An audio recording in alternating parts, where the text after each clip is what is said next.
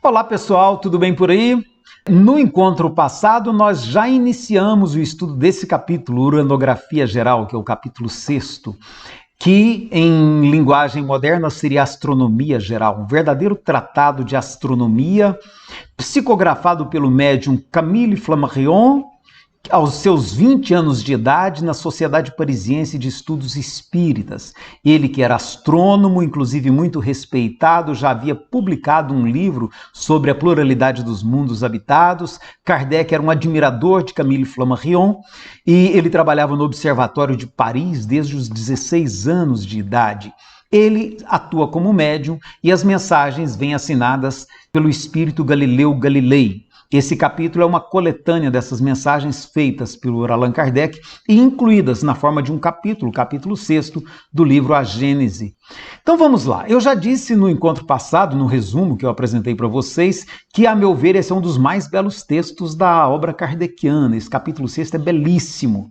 Ele é um capítulo muito envolvente, muito poético. É ciência apresentada como poesia. Vale a pena ler, é muito bonito e eu sugiro que você leia o capítulo inteiro e não se contente apenas com esse resumo. Haviam ocorrido grandes avanços na astronomia, sobretudo com dois grandes telescópios que haviam sido construídos. O do Herschel tinha 2 metros de abertura, o Leviatã tinha 1,82. Esses dois telescópios proporcionaram uma verdadeira revolução na astronomia que aconteceu nos anos anteriores à publicação dos livros por Allan Kardec. Por isso que Allan Kardec dá tanta ênfase aos conhecimentos astronômicos, como a gente vê tanto no Livro dos Espíritos quanto no livro A Gênese. Inclusive no Evangelho segundo o Espiritismo, se a gente prestar atenção com a questão das muitas moradas na casa do Pai. É interessante que a gente tenha consciência também que aquela teoria que está apresentada a respeito da formação dos sóis, das estrelas, dos planetas, dos satélites, aquela é a teoria que estava em vigor na época. Hoje há outros desenvolvimentos e há mais informações que podem ser acrescentadas para a gente ter uma compreensão melhor de como se dá essa formação. Muito embora a teoria ainda tenha muitos elementos absolutamente válidos ainda hoje. Mas quando a gente pega, por exemplo, a teoria da formação da Lua, aí sim a gente precisa ter em conta que já houve observações mais cuidadosas e que, portanto, muitas informações ali contidas não se sustentam mais hoje. Em particular, a informação de que a Lua seria habitada. Hoje já se sabe, tem absoluta clareza que a Lua não é habitada. A gente já, inclusive, tem condições de explicar melhor a questão de por que uma face dela está sempre voltada para a Terra, o que naquela época era uma grande indagação. Então é interessante que a gente leia o capítulo com essa perspectiva de que a ciência que está ali apresentada é a astronomia do século XIX. Por exemplo, eu vou chamar a atenção para um aspecto que ilustra isso que eu estou dizendo, que é no item 30, no final, quando ele fala dos cometas, que ele diz assim, olha, que vão sucessivamente de sóis em sóis, enriquecendo-se às vezes pelo caminho de fragmentos planetários reduzidos ao estado de vapor, a aurir nos focos solares os princípios vivificantes e renovadores que derramam sobre os mundos terrestres. Os cientistas entendiam que os cometas eram uma espécie de astros errantes que viajavam entre os sistemas solares. Hoje a gente já sabe que não tem nada a ver, que os cometas, na verdade, eles são, de certo modo, cativos das estrelas, dos seus astros centrais, como no nosso caso aqui é o Sol, e que, embora possa acontecer devido a algum incidente ou algum acidente astronômico, de escapar algum cometa algum dia de uma determinada estrela e se perder e ser capturado por outra, não é essa a ideia que apresenta no texto, que é uma ideia que refletia o pensamento da época. Eu quero ler com você o item 32, pelo menos, para a gente perceber essa linguagem poética na tentativa de explicar os conceitos que naquela época não eram muito precisos ainda. Então o item 32 ele fala da Via Láctea, ele diz assim, olha, nas noites estreladas e sem luar, muita gente já contemplou essa faixa esbranquiçada que atravessa o céu de uma extremidade à outra, e que os antigos apelidaram de Via Láctea por causa da sua aparência leitosa.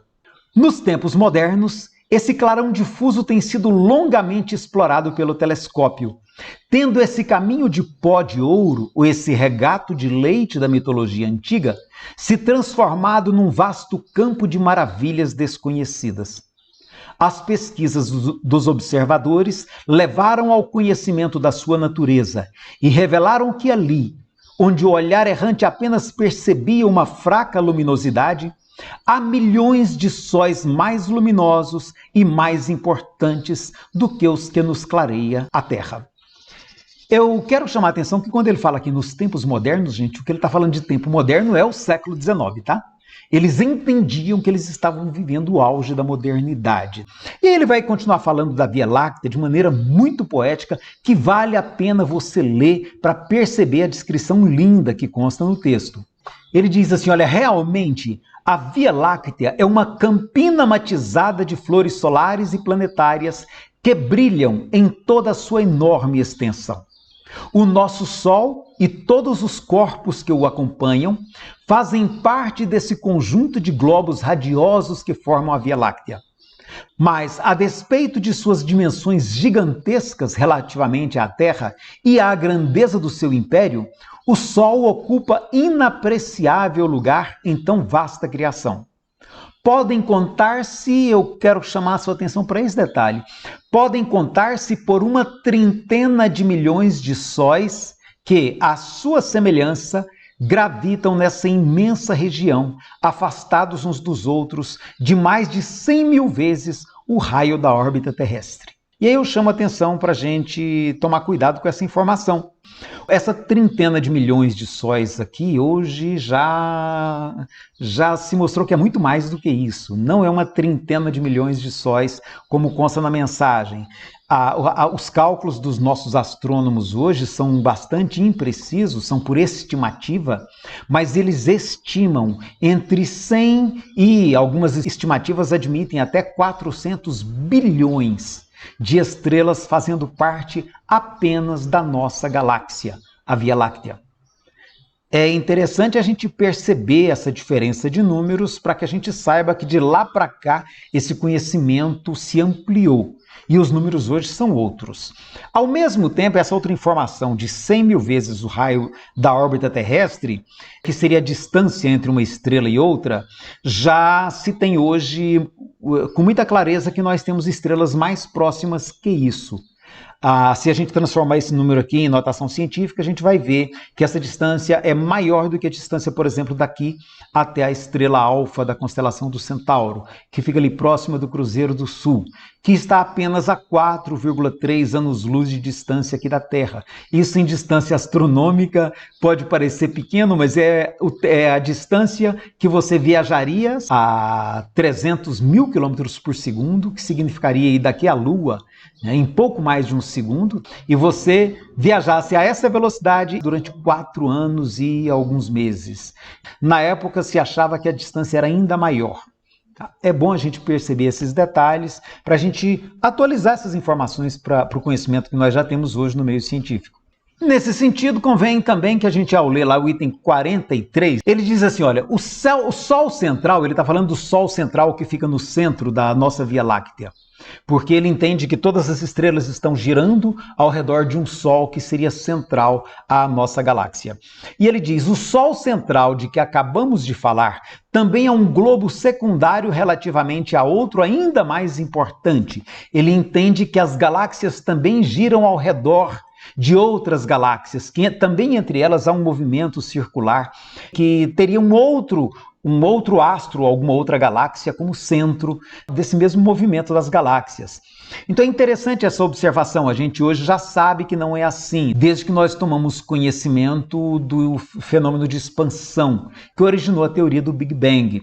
Então esse Sol central de que ele fala, hoje talvez a gente possa pensar nessa expressão como sendo o núcleo da nossa galáxia, onde se imagina exista um grande buraco negro. É muito curiosa e elucidativa a nota de rodapé 60, considerando a tradução do Evandro Noleto, que é a tradução atual divulgada pela Federação Espírita Brasileira.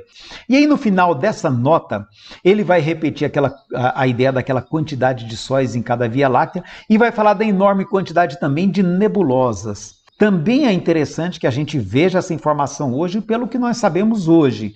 Porque se naquela época imaginava milhares e milhares de nebulosas, que seriam as galáxias que a gente conhece hoje, hoje os nossos cientistas apontam os telescópios para todo lado e os nossos poderosíssimos telescópios, que hoje nem se comparam daquela época, nós temos hoje o Hubble que fica no espaço. De lá ele capta imagens de muito melhor qualidade do que os telescópios aqui do nível terrestre. Então, com os modernos telescópios hoje, os nossos astrônomos estimam em bilhões e bilhões de galáxias. E o texto traz algumas preciosidades muito ricas, que são conhecimentos de astronomia que às vezes ainda hoje a gente no senso comum não detém. Como, por exemplo, essa informação contida no item 51 do capítulo 6. Onde os vossos olhos admiram esplêndidas estrelas sob a abóbada da noite, em que o vosso espírito contempla irradiações magníficas que resplandecem nos espaços distantes, há muito tempo o dedo da morte extinguiu esses esplendores. Há muito o vazio sucedeu a esses deslumbramentos, e já recebem mesmo novas criações ainda desconhecidas. A distância imensa em que se encontram esses astros, por efeito da qual a luz que nos enviam gasta milhares de anos para chegar até nós, olha que informação interessante, muito importante isso aqui, olha. A distância imensa em que se encontram esses astros, por efeito dessa distância, da qual a luz que nos enviam gasta milhares de anos para chegar até nós, faz com que somente hoje recebamos os raios que eles nos enviaram muito tempo antes da criação da Terra, e com que ainda os admiremos durante milhares de anos após a sua desaparição real. O que ele está querendo dizer? Ele está querendo dizer que às vezes a gente olha para uma estrela no céu e a gente não percebe que o que a gente está vendo é a luz que chega até nós. Por exemplo, vou pegar a Alfa do Centauro. O que nós vemos na Alfa do Centauro hoje é a luz que foi emitida lá há 4 anos e alguns meses atrás. E que só agora essa luz está chegando aqui, portanto eu tenho como perceber através dos meus olhos. A luz que chega do Sol para nós, se você olhar para o Sol agora, essa luz é a que saiu de lá 8 minutos atrás.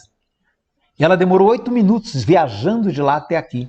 É isso que ele está dizendo. E aí é muito interessante, ele está tentando mostrar a grandeza da criação, a sabedoria da criação, para que a gente tenha uma percepção melhor do nosso conceito de divindade. A partir dessa perspectiva, eu vou me perceber, por exemplo, como dizia o meu amigo Einstein, sou um cidadão do universo, eu vou me perceber como morador de um planetinha pequenininho que gira ao redor do Sol, um Sol que, por sinal, nem lá é tão grande, é um Sol pequeno nosso, numa galáxia que nem é das maiores. Estamos aí bem na beira, bem na periferia dessa galáxia que nós batizamos de Via Láctea, que faz parte de um sistema gigantesco com bilhões e bilhões, centenas de bilhões de outras galáxias tão diversificadas e tão ricas quanto a nossa. Kardec, portanto, está incluindo esse texto aqui para chamar a atenção que é nesse contexto cósmico que nós precisamos compreender a nossa imortalidade enquanto criação divina.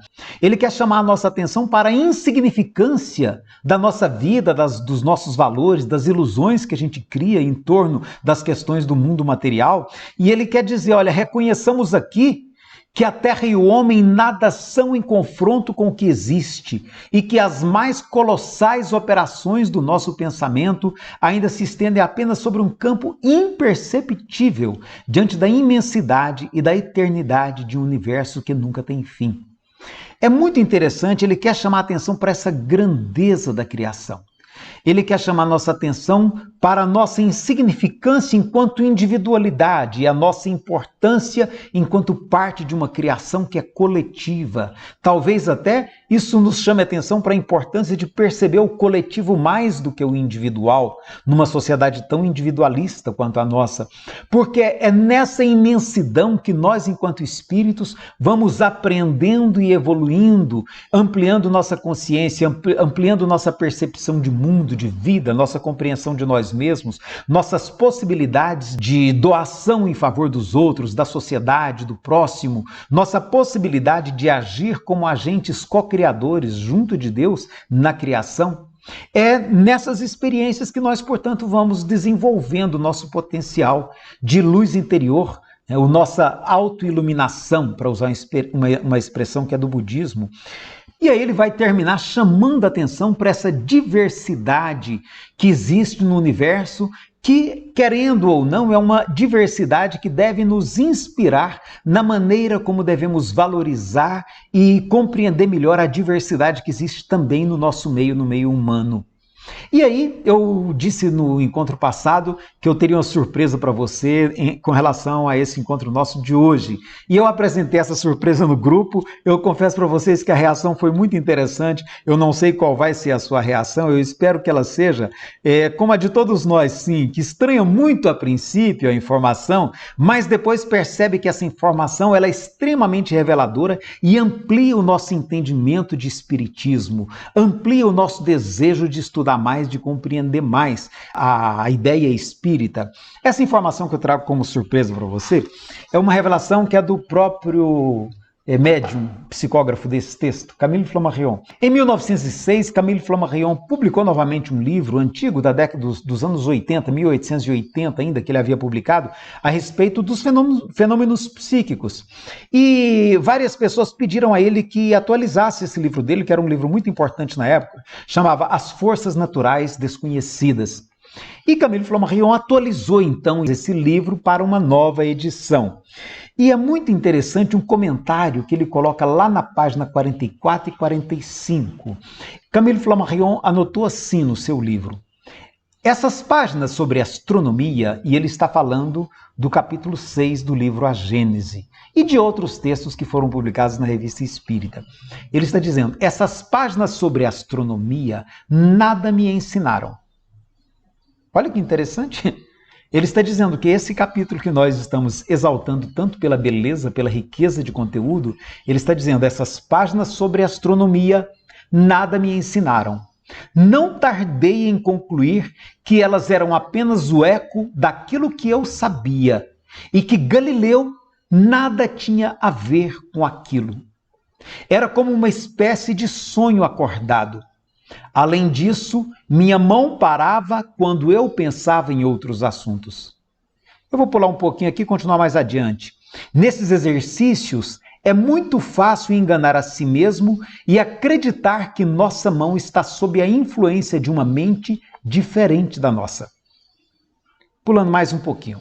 O resultado foi o de concluir definitivamente que não apenas as assinaturas daquelas páginas não eram autênticas, mas também que a ação de uma causa externa não ficou demonstrada e que, em consequência de um processo cerebral a ser estudado, nós mesmos somos os seus autores mais ou menos conscientes. O que ele está dizendo aqui é que ele entende que pode ser que essas mensagens tão lindas, assinadas como Galileu Galilei, que não tenham sido mais que uma criação dele próprio com seus conhecimentos de astronomia que ele já tinha. Essa é uma informação muito interessante. É claro que ela não consta no livro A Gênese, isso aí eu estou trazendo para você como um complemento interessante para a gente compreender melhor o próprio conteúdo do livro, e penso que é muito interessante a gente estar aberto a essas reflexões que o próprio Camille Flammarion está nos propondo, porque isso pode ampliar nossa compreensão de mediunidade. Kardec mesmo já havia registrado no Livro dos Médiuns que há uma grande participação do médium na elaboração do conteúdo de uma comunicação mediúnica. Por isso que a gente muitas vezes, ao ler um livro psicografado, a gente percebe muitas ideias que possivelmente são do próprio médium, que estão ali contidas.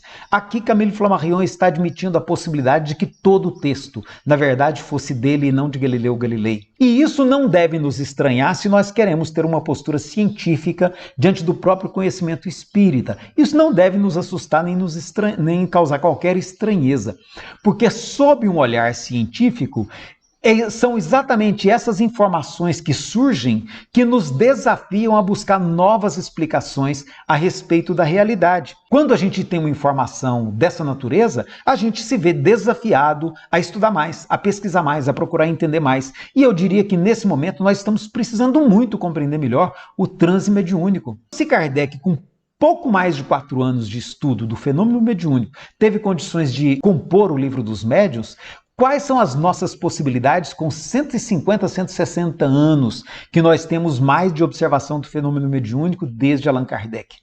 Com certeza tem muita coisa que nós podemos e precisamos estudar. E é muito interessante que a gente desenvolva esse olhar científico, até porque uma conclusão interessante que nós chegamos na nossa discussão lá no grupo de estudos e que eu quero compartilhar aqui com vocês, é que realmente pela ciência, pelo estudo da ciência, por esses desafios que a ciência nos oferece, nos proporciona, a gente vai desenvolvendo sabedoria se a gente consegue agregar a essa ciência um olhar espiritual. Por outro lado, se a gente fica apenas na religião, apenas no olhar religioso, no olhar da crença, no olhar daquele que vê o texto como sagrado e tem receio, inclusive, de questionar e de procurar ampliar o seu entendimento, pela religião, simplesmente, o homem desenvolve fanatismo. Infelizmente, se a gente ficar só no aspecto religioso, nós somos fortes candidatos a desenvolvermos fanatismo, comportamentos de fanatismo. Enquanto que se a gente abraça a visão de ciência que indaga, que questiona, que anseia por novos desdobramentos daquilo que a gente já sabe, isso nos proporciona sabedoria.